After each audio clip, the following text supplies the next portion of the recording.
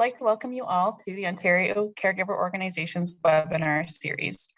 These webinars bring together caregivers and subject matter experts to explore topics of interest to caregivers. We do this to support and engage family members, friends, and neighbors who are caring for somebody. My name is Kathleen Slemon, and I'm the program lead for peer support at the Ontario Caregiver Organization. I currently supervise our one-to-one peer support program, our online support groups, and our young caregiver work, and I'll be your moderator for today. I'd like to begin by this gathering by acknowledging the Indigenous peoples of all the lands that we are on today. While we meet today on a virtual platform with people joining us from all across the province, I would like to take a moment to acknowledge the importance of the land which we each call home. The land that I am standing on today is the traditional territory of many nations, including the Mississaugas of the Credit, the Anishinaabe, the Chippewa, the Haudenosaunee, and the Wendat peoples. This gathering place is home to many First Nations, Métis, and Inuit peoples, and acknowledging reminds us that our great standard of living is directly related to the resources and the friendship of Indigenous peoples. As team members, we are learning about the lands from which we work, exploring how we can be meaningful allies and how we can support the recommendations from the Truth and Reconciliation Commission. We do this to reaffirm our commitment and responsibility in improving relationships between nations and to improving our understanding of local Indigenous peoples and their cultures. We invite you all to take a moment to reflect on the land where you are, and if you are not familiar with that, we'll be sharing an interactive map that tells you on which traditional territory your city or town sits on. So as we get started today, I'm going to start with providing some information on young caregivers, just to provide some context on this often under-recognized population. And then we're going to move into a discussion with some of our young caregivers, a bit of a Q&A to learn more about their experiences and so that they can share their stories with you as well. So this presentation is titled, "To the Outside, It Might Not Look Like I'm a Caregiver." And this is a quote from a caregiver that we've received, and it just speaks to the fact that many people don't recognize younger people as caregivers, which is what we're going to talk about today. And I'd like to start by thanking Michaela Harley. She's one of our speakers today, but she also was instrumental in developing this content. So thank you, Michaela.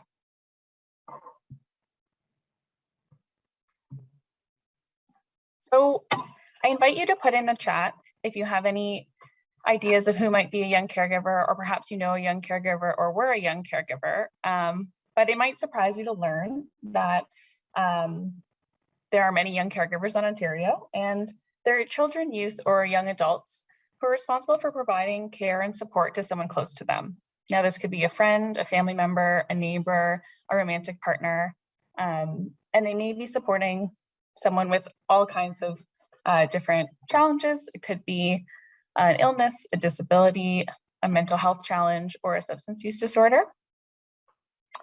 And like I said, the relationship could be many. It could be a family member, a parent, a sibling, a grandparent, but it could also be a friend, a partner, a neighbor, a colleague, and more. Young caregivers are a very diverse population, so there's lots of different ways that they can show up. You also might be surprised to know that there are 1.25 million Canadian youth between the ages of 15 to 24 provide unpaid caregiving.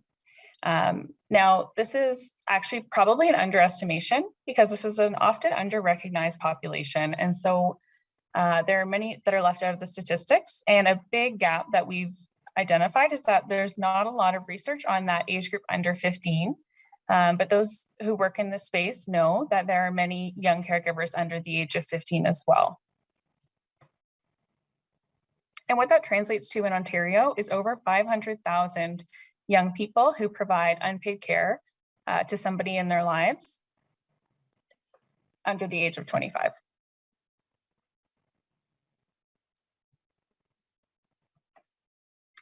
And part of why this population, why it's so important to recognize this population, is they provide lots of different kinds of care and lots of different levels of care. So they could be providing, day-to-day support to a family member or a friend, but they also can be providing health management and monitoring to support things like administering medication, helping take family members to an appointment, administering feeding through feeding tubes. It could be all level of care. And it can also look a lot of different ways. It can look like providing support around the house. It can look like providing childcare, babysitting, looking after siblings. It could be translating documents or translating at the doctor for a family member. It can also be providing income support and much more. But one thing I really want to highlight is that often when people talk about young caregivers, there is this idea that perhaps it's a negative thing, and there are certainly challenges associated with being a young caregiver, which we'll get to. But I really want to mention too that there are benefits associated with being a caregiver as well. So there is research to show that it can build self-esteem, it can help young people develop competency, and it can help with closeness in the family. Young people who have this increased responsibility in the household sometimes feel very proud of the role that they can play and the support that they can provide to others. And it can also help them professionally when they're thinking about what roles they would like to take on as a career. Some young caregivers perhaps already did a lot of unpaid caregiving and might consider a role as a personal support worker or a nurse or a doctor, either because they've learned a lot about that through their caregiving, or sometimes they've had a bad experience and they want to improve upon that by taking on a role like that as well. But as you can imagine, there's also a young caregiver penalty. So this refers to the educational, professional, and social challenges that can be associated with being a young caregiver. And the penalty is most pronounced for those who have a very high intensity of caregiving and little support. As you can imagine, people who don't feel they have a lot of other options to help with their caregiving responsibilities might struggle more. And this penalty appears in a couple different ways. So one way is through school or work. Caregiving can be very unpredictable, and there is often an expectation that people are on call or available for their family members. And so it can be a challenge when caregivers are in school or work. There may be increased lateness or absent from school or work. They may not have time to complete the tasks that they need to, such as homework, and they may not have employers or teachers who are understanding of their circumstances. So as you can imagine, that can cause issues with employment or with education. And then also too, socially, sometimes young caregivers feel isolated from peers due to their increased responsibilities at home. Young caregivers have very little free time often. And so having time to just hang out with friends and do normal social activities can be very challenging when there are caregiving responsibilities at home. And so many young caregivers sometimes feel resentment towards the person they care for because it may impact their ability to connect with their peers and participate in those sort of normal activities that young people would be a part of if they have to rush home and provide childcare, for example. So one thing that we really want to highlight for young caregivers, and I think it will come out a lot in our discussion today, is there's a large lack of recognition for this population. In my work, I've heard many people say that they didn't know people under 25 could be a caregiver. And often if I mention young caregivers, people would assume someone quite a bit older than perhaps a teen or a young adult or a child. And so as adults who might come in contact with young caregivers, or perhaps caregivers yourselves who have young people in your life, recognizing that those young people might need additional support and might need recognition that what responsibilities they do take on as a caregiver are unique and could actually have some challenges associated with them if they're not getting the support they need. And so what many young caregivers ask for is just to be recognized as a young caregiver and as someone who's maybe young, but may have the responsibility of a much older person as well. And this also applies to service providers. So many young caregivers have let me know that sometimes service providers don't want to share their, can speak to them as a caregiver because they seem too young and maybe don't know what to do with that information. However, as a young caregiver, like I said, many of them have taken on pretty serious responsibilities in the home, and would like to be recognized for that, that responsibility that they take on. So before we move to our discussion, I want to highlight some supports for young caregivers, because there is support out there, and this is a population that is gaining in recognition. The first thing I want to highlight is the Young Caregivers Connect platform that was developed by the Ontario Caregiver Organization. I'd like to thank Michaela, who's one of our speakers. She was also very key in developing this resource. This website came about because of this lack of recognition for young caregivers, and the recognition that young caregivers don't often self-identify as a caregiver, and that term they might have associations with that term that maybe it's for older people and they're not a caregiver. So helping them recognize that this was a role they took on could be helpful in getting them support. And so we created a separate website and resource specifically aimed at young caregivers. And all the images are of younger people, and we really worked on the design to make it friendly for young caregivers. We worked with our working group, and we also created an online community. So there, young caregivers can post on our forums and connect with one another from a tablet, from a computer, from a phone. And that's available 24/7, and it's moderated by staff. So that's a great resource for young caregivers who are maybe not sure if they would consider themselves a caregiver, but there's also lots of information there about self-care, about different places to get support. And that was just launched in March of 2021. So this is a new resource for young caregivers. And the Young Carers program through Hospice Toronto also does work with young caregivers. So while this is a bit of an under-recognized population, you can imagine that, more and more people are recognizing that young people can be caregivers, and that we can do more to support them. And so with that, I would like to move on to our discussion portion of our webinar. So we have two young caregivers joining us today. One is joining us live, and one is joining us by video, because as you can imagine, she is in university and very busy. And so we actually pre-recorded her responses. So in just one moment, I will set up our video so that we can hear from the other young caregiver, Tasneem. So just give me one moment. And I'll invite Michaela to turn her camera on in just a moment. But what I'll do is we'll just start by doing a round of introductions, and we have some questions that we have the young caregivers are going to share. And then of course we can take some questions from the audience as well. Okay, so I'm going to start by sharing just Tasneem's introduction here. I'm currently a university student at McMaster University studying health sciences, and I am also a young caregiver. A fun fact is that I have two cats that I miss a lot. They're at home, and they are baby kittens, and I'm very excited to see them once I get home. Okay, and I'll invite Michaela to also introduce herself. And Michaela, you can have as long an introduction as you like, or as brief an introduction as you'd like, if you'd like to sort of tell a bit of your caregiving story, or you can save that for another question as well. Awesome. Thank you so much, Kathleen. So yeah, good afternoon, everyone. It's an honor to be here as one of the panel speakers for today. My name is Michaela Harley. I'm 23 years old, and I'm someone who wears many hats. So I currently support OCO as a volunteer. I'm a registered social worker, and I'm part of the senior leadership at Frame.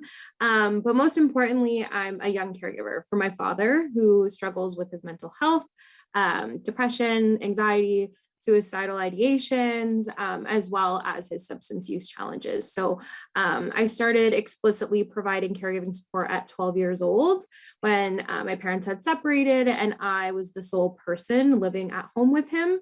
And that continued throughout the years. I provided a high degree of support with little external support. So I definitely experienced the young care penalty as mentioned by Kathleen.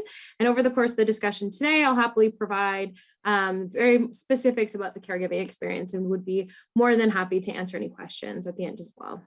So I'll hand it back to you, Kathleen. Thank you, Michaela. And thank you for just illustrating very briefly the experience you have and connecting it to that penalty. And we'll talk about that a bit more, but thank you very much for that introduction. So the next question that we prepared for our panel is what young caregivers want others to know about what it's like to be a young caregiver. So I will start by playing Tasneem's response, and then Michaela can jump in afterwards. As I was a young caregiver, I was growing up at the same time as the person I was caregiving for was growing up. So in my specific scenario, we were a year apart. I was younger than her, which is kind of ironic, like young caregiver. But I think in that scenario, because you're growing up with the person that you're taking care of, you are being parented, and at the same time, you're parenting somebody else. So you're learning, and then you're applying the things that you're learning to the person you're taking care of. And because like you're not fully mature at that point, you'll make a lot of errors along the way, and those errors or those mistakes will help you grow up at an earlier age. And so you adult much quicker than other people. And because of that, I can say, like, for example, now I'm living in university and I'm in residence, and I know a lot more things about, for example, emergencies or certain things that we do if something happens than my colleagues. So it does have a lot of benefits, and it does have a lot of cons. So when I first meet somebody here, my friends, they would automatically assume, or like when they first see that I'm a young caregiver, they'd say, oh my gosh, you do not have time. Or for example, I'd be out with them, having fun with them at a restaurant or like at a cafe or anything of that sort. And then they'd say, wow, you need to get back. It's late. Don't you have to do this, or don't you have to help the person you're taking care of? And I'm like, no, it's okay. I coordinate this, I organize this, it's fine. I have tons of time. So there's a bunch of pre-made assumptions that come with you telling people that you're a caregiver. And I think sometimes it's over-exaggerated, the amount of things that you have to do. So a lot of my friends, they would say, oh, this is the first time I've met like a caregiver. And then I'm like, and then they'd ask me, how is it? And then I just say, oh, it's not really different than, or at least for me, like in my specific scenario, it's not really different than things that you guys have to do. So for example, you would be in charge of chores, like doing the dishes and the laundry, and I do the same thing. And then I'd have like one extra thing and then I'm done. So that extra thing is challenging sometimes, but sometimes it does have a lot of benefits, like I talked about earlier. Thank you, Tasneem. And I appreciate her mentioning, some of the challenges, but also sometimes those challenges comes from other people's assumptions around caregiving and not just her role as a caregiver. So I'd hand it off to Michaela next to answer the question. Awesome. Thanks so much. This is a hard question because there's literally an entire world about young caregivers that is super, super unique to this population specifically. So there's certainly lots that I could say, but for time's sake, I've gathered my thoughts into like a few main categories, if you will. So the first being recognition. I want to flag that there are a ton of young caregivers in Canada, way beyond the stats. Like, and I know Kathleen mentioned that, but it's crazy the amount of folks who you may talk to and they're like, I resonate with this. Many of the individuals that are young carers don't have the resources to understand that this is a population that they may identify with. And it's so normalized within care circles. And many folks just believe that that is just what you do when your loved one needs you. So I know for me, I didn't realize that I was a young caregiver until someone had came to me and said something along the lines of like, hey, you shared some of your story with me, and it made me think that potentially you may identify with the term young care. Would you like to learn more?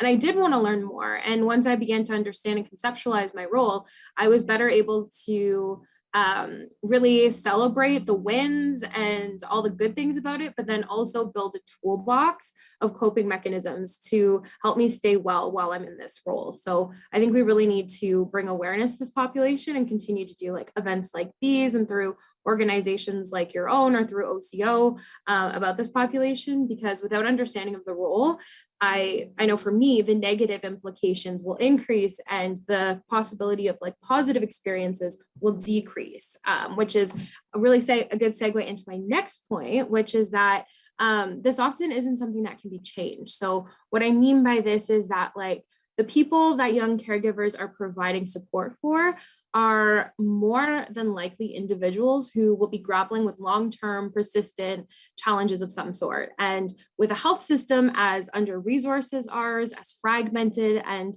overworked as our Canadian systems, families and friends often have to step in to make sure that this person doesn't fall through the cracks. Like there's no other option. So you have people stepping in to support, and these may be friends and families, etc., like Kathleen mentioned, but they're stepping in because there's no other option. So growing up, I often heard healthcare workers say to me, step back, these are adult issues. You're a child, just let them deal with it, which might have some validity, but that's just not possible in many people's realities, especially not with youth when they're the ones living with and even dependent on the person. Which brings me to my final point, that being a young caregiver is fundamentally life-altering, like across the board, but it's entirely person specific in terms of what this looks like and the impacts that it has. So every young caregiver experience is different, from who you're providing care for, the chronicity of the challenges, the specific tasks required, all that sort of stuff. So, and also what caregiving looks like to each young person may be described differently than an adult in their life, and that's okay. So for instance, I've chatted with other young caregivers who have said like, their parents are like, no, you're not a caregiver, but then they themselves perfectly describe why they're a caregiver, how it affects them. So clearly they are a caregiver. So I think we really need to value and honor the experiences that each young person brings forward. But that's really only one piece of the puzzle, because there's the actual role of being a young caregiver, and then there's everything else in their world that is either directly or indirectly impacting it in some way. So factors like social circles and perceived levels of support. So if friends and families aren't empowering the caregivers, it's going to make caregiving harder because there is a lack of support for the caregiver. So for me, a lot of the adults in my life weren't supportive of my role because they thought, I was too young, that it just wasn't appropriate. So that was really hard because the adults who I could turn to learn how to gain some of these skills, I just wasn't able to. But luckily, my friends were very supportive, so that was helpful. But it's things like that to consider. As well, like Kathleen mentioned, with like social institutions like schools, there needs to be an understanding of caregiving and its nuances. For instance, if schools don't understand the reality that young caregivers have and how it impacts their ability to obtain an education, then the student who is a young carer is going to suffer and could fall further behind. And the final thing is that there's also really important cultural factors to consider too. So different cultures perceive and provide care in different ways that are really unique to them and their heritage and are most impactful and sustaining for their loved ones. So I think it's also important to understand as well how different individuals and groups and communities have been made to be impacted by systemic racism and oppression and marginalization that has been entrenched within our health system, both historically and contemporarily. So this undoubtedly impacts the caregiving role too. So those are just a few examples as well. And I think we really need to meet people where they're at, figure out what their specific experiences is like, because it'll be different to everyone, and really focus on enhancing those protective factors, but then decreasing the risk factors associated with their role. I'll hand it back to you, Kathleen. Thank you so much, Michaela. And I really appreciate what you said about young caregivers. Having adults say, well, I'm the caregiver, you're not the caregiver. And one thing I always like to say in my work is that there isn't one caregiver.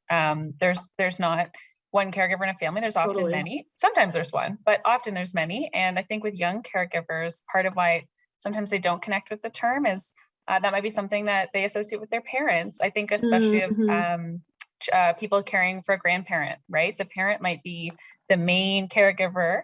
But I work with a lot of young caregivers who provide pretty substantial care to an aging grandparent. And they often feel very invalidated that, oh, that's just being a grandchild. That's just being a support. But they felt that their responsibilities were going beyond that. And it really meant a lot to have that validated by others. So thank you for bringing that up.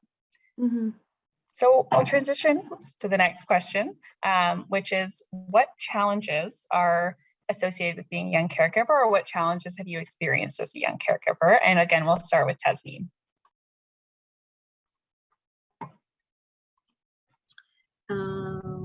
Yeah, and this feeds into the next question about challenges. So for example, because I was growing up at the same time that I was taking, or because I was growing up at the same time as I was a caregiver for somebody else, I had to manage my time a lot. So time management was a huge thing for me. It was very, very challenging, and I had to coordinate a lot of things. So this is very specific to my example.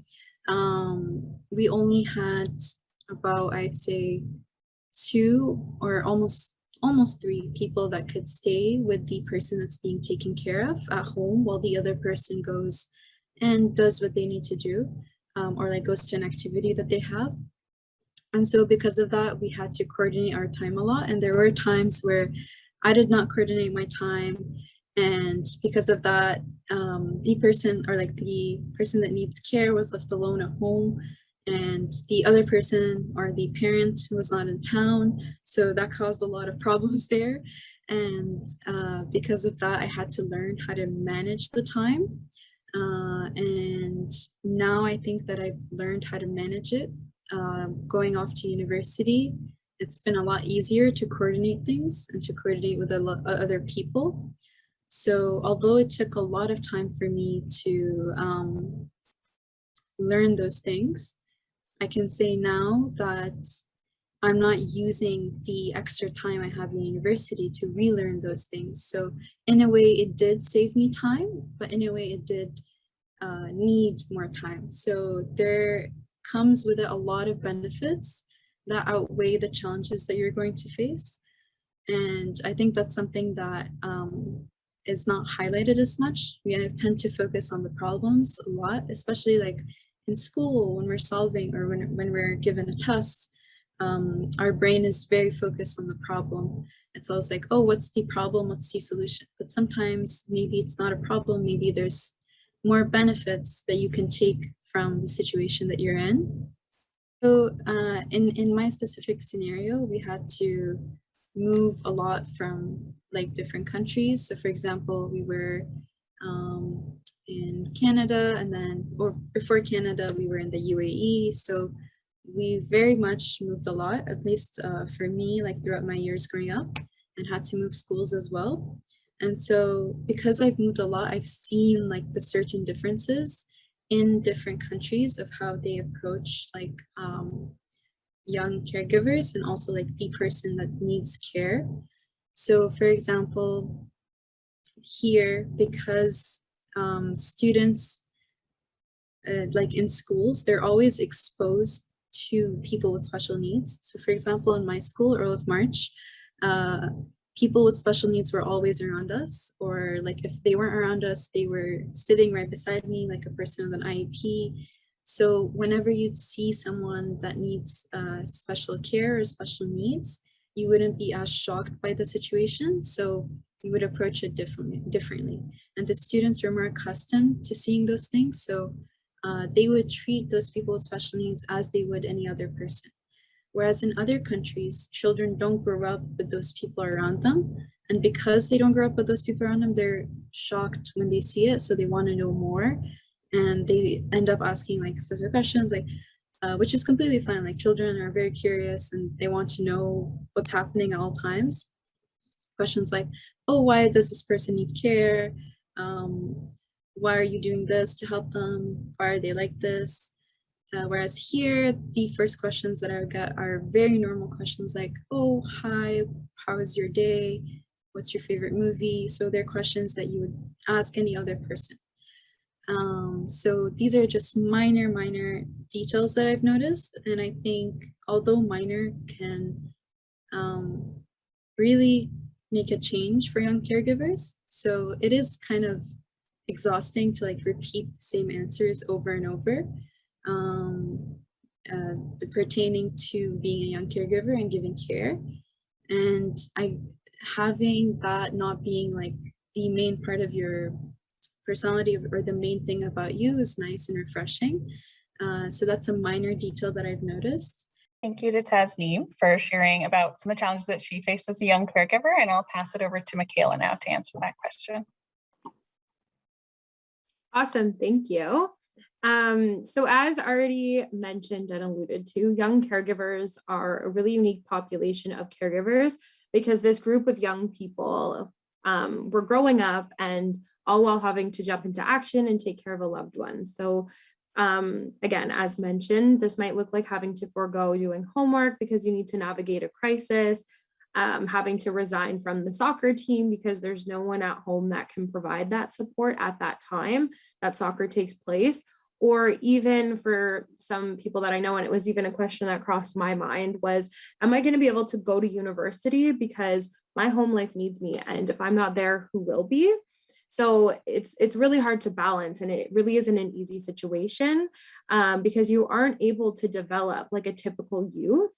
And while it impacts your development, I also think that it's hard because there's some anxiety for the young carer that it can be risky to have youth as the primary caregiver support for a person, as we're young, we're inexperienced in this area and are just trying to navigate things like middle school or high school or university, while also having to figure out how to navigate a complex, health system, for instance. I know this was the way in my story. And I can tell you in my specific experiences that there were further challenges because my father was supposed to be raising me and taking care of me and helping me learn to grow. Yet I was doing that for him. So it was a different dynamic and absolutely impacted my development and my health trajectory. And as some of you may know, this is also referred to as parentification. And there are a ton of negative impacts on a variety of different areas when a child or a youth is parentified, including mental health challenges. So I grew up with severe anxiety and depression, both specific to the caregiving experience, but also that translated into broader life as well. Compulsively overworking in order to fulfill responsibilities at home or at school. So that's another example of parentification with the impact. Feelings of guilt and shame and social isolation, and even physical symptoms of anxiety and depression, such as like stomach aches or headaches, things like that, which I know I have experienced and I still experience that today.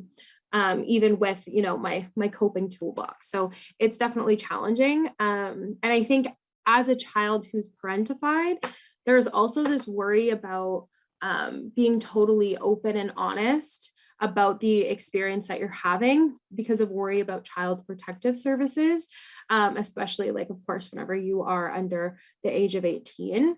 And this is widely problematic because it leads to further isolation on the issue and fear of being taken away from family. And I know that in some instances, it's a necessity, it needs to happen. But for other folks, I think that that might not be as much of a worry, but it's still something that as youth who don't know how the child protection system works, it's still a fear. So that was one of the reasons for me that I definitely talked about it, but not to the severity, which impacted my overall health.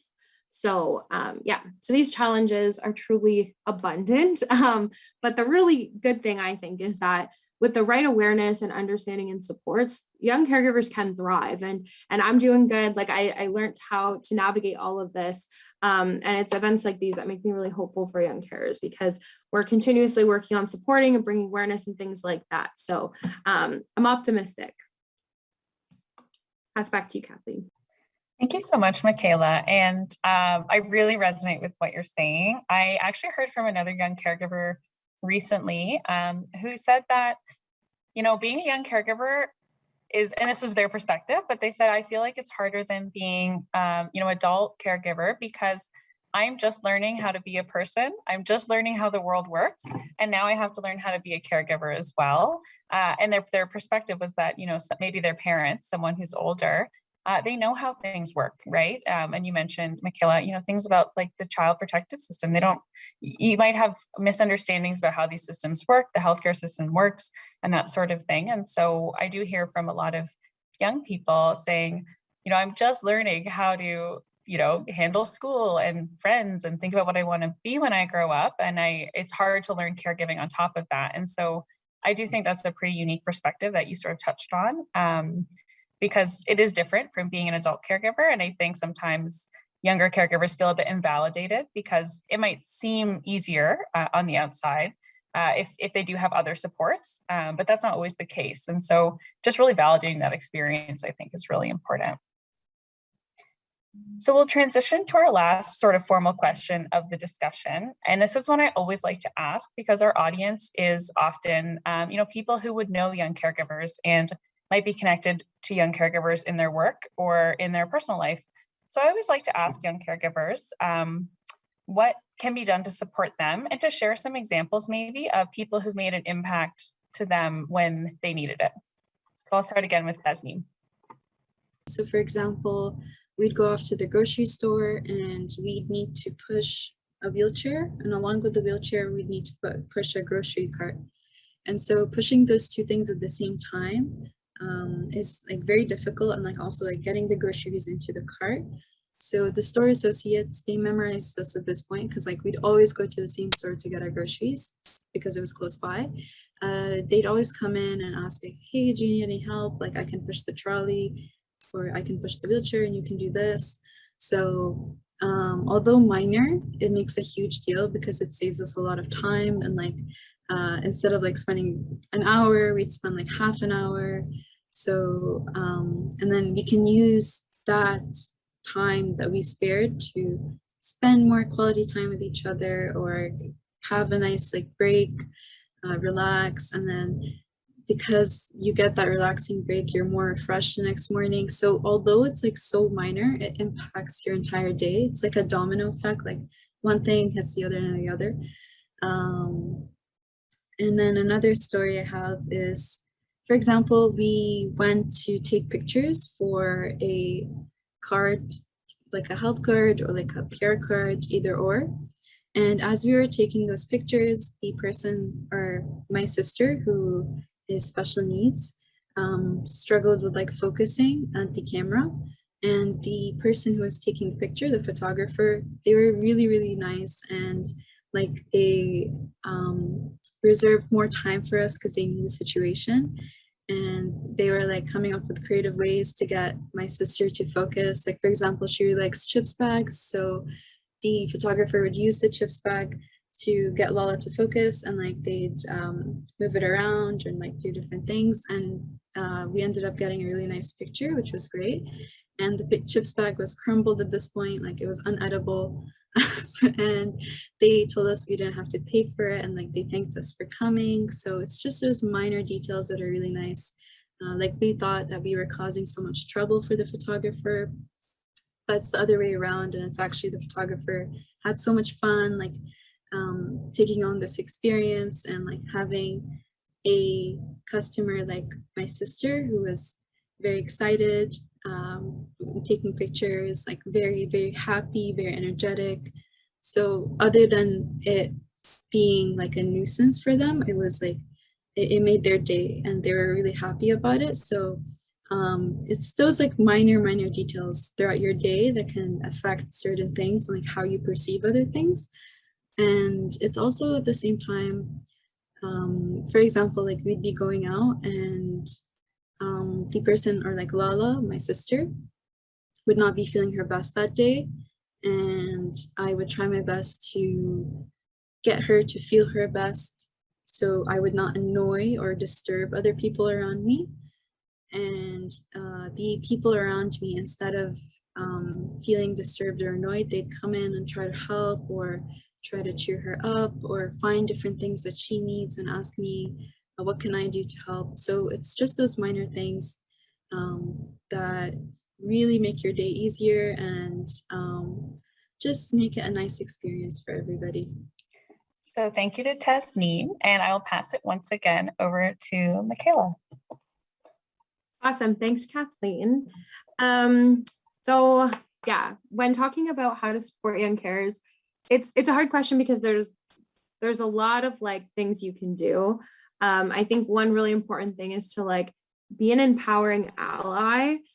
Being a young caregiver, it really it's rewarding, but it also can be really challenging. So if you know someone who may be in this position, acknowledge the role. I think acknowledgement is huge. And if you're unsure if someone's a young carer, there is literally no issue with just being like, hey, this might resonate with you, and seeing what happens. And they may say yes, or they may be like, no, that's not me, or whatever. And that's okay too. But I think there's always the opportunity to help bring awareness to the topic. I think listening and, asking about the role that one is taking on can be really important in both helping the person to further understand their role, because whenever you're in it, you're just so focused on helping your loved one that you probably, in my case, I didn't even have a minute to really think about it until someone started asking me about my role, how it impacted me, what I needed. And then that was whenever I stopped and really was able to think about it.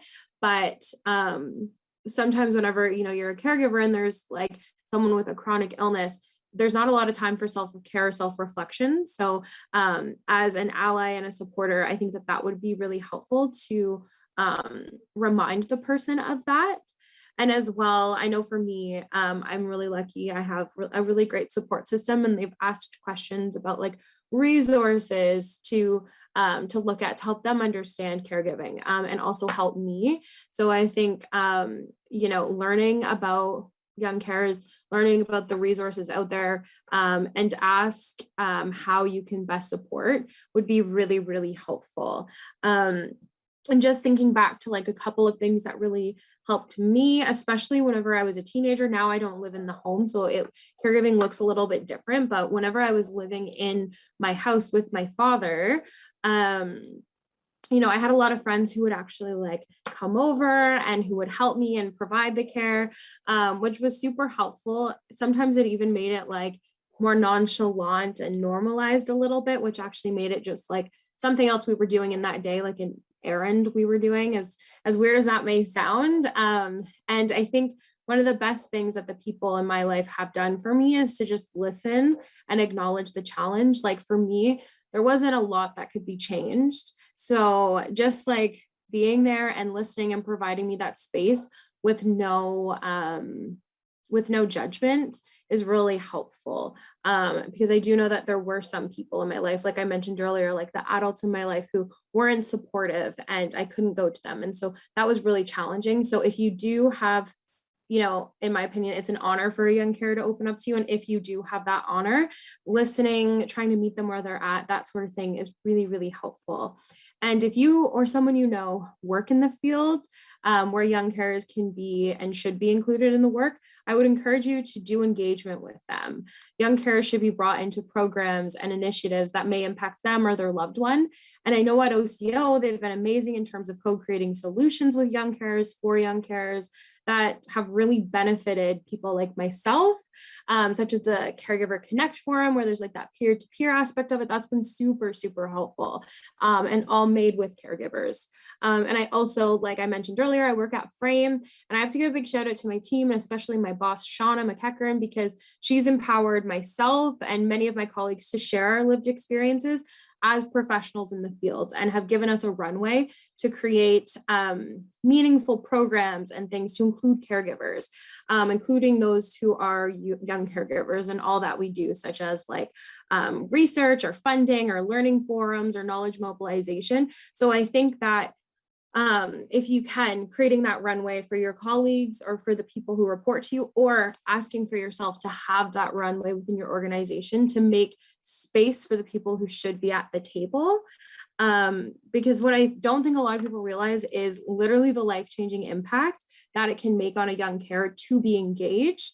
And so like, I think in every aspect that you like can look at it, whether it's for, the young carer themselves, it helps them to like meet others like them, to build self-esteem, to have like something that they're actually working on. It's a great thing for the person, but then also for the organization and for system resources as well. So all around, I think it's a really good thing.